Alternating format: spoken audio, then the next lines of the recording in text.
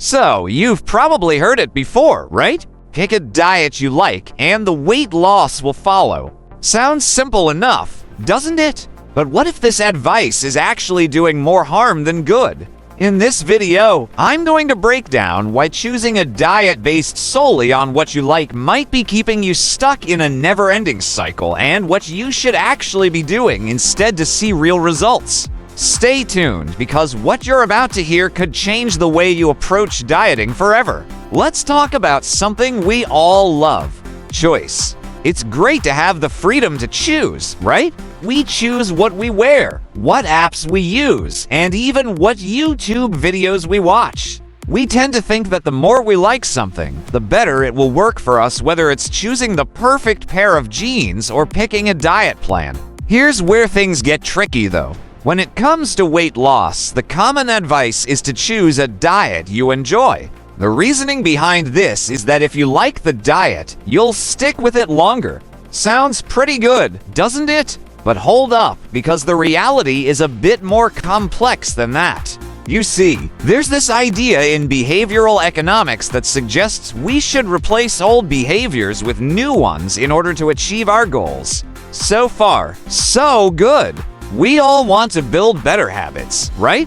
But here's where the issue arises when it comes to dieting. When we choose a diet that we already like, we're not really replacing our old eating behaviors. We're just reinforcing them. And that, my friends, is where the problem lies. If your old habits weren't working, how can sticking with them just with a label of diet on it actually help you get the results you want? Let me explain a little deeper. The science shows that choosing a diet you like doesn't always lead to more weight loss. In fact, it can often make things worse. I know, it's a tough pill to swallow, but when people are given the freedom to choose their preferred diets, the results can be very different. There's research that shows people who went on a diet they didn't prefer but stuck with it ended up losing almost twice as much weight as those who chose diets they liked. And guess what? The only difference was that the group that had better results didn't necessarily like the diet at first.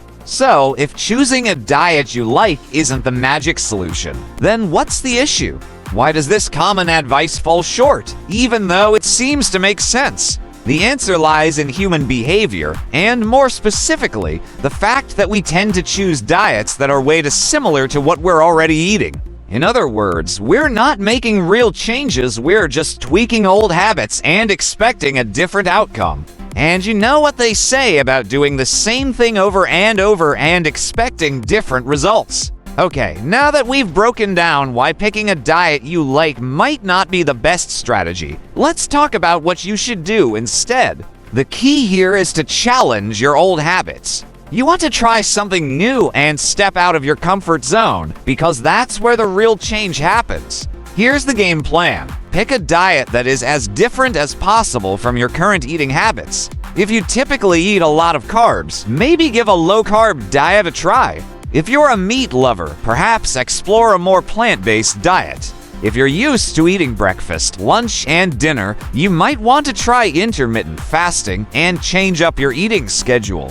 The more you challenge your current behaviors, the better the chances are that you'll make lasting changes. This might sound a little intimidating at first, and trust me, I get it. Stepping away from what's comfortable can feel like a major hurdle. But here's the thing, you don't have to hate the new diet. You just have to be open to the idea of trying something completely different, even if it feels weird at first. Now, I know what you're probably thinking, but I like my current diet. I love my carbs, my meat, my routine. And hey, I get it. I'm not telling you to jump into something you absolutely hate. The goal isn't to suffer or force yourself into something miserable. The goal is to break free from old habits that may be holding you back. Let's take a look at some examples. Let's say you're someone who loves pasta, bread, and all things carb-loaded. You've probably heard about low-carb diets like keto, but the thought of giving up pasta seems impossible.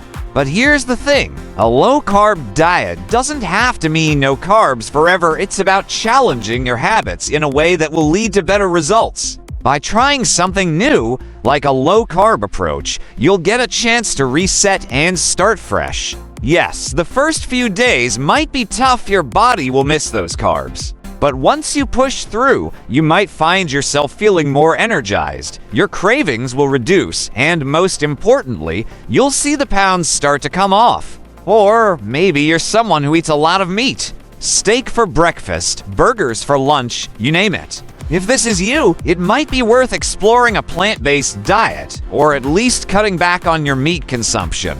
I know what you're thinking, but I love meat. And again, I'm not asking you to ditch it forever. Just try it out for a while. A plant-based diet, even if it's only partially plant-based, can help lower your calorie intake and offer new health benefits you might not even realize. And then there's something like intermittent fasting.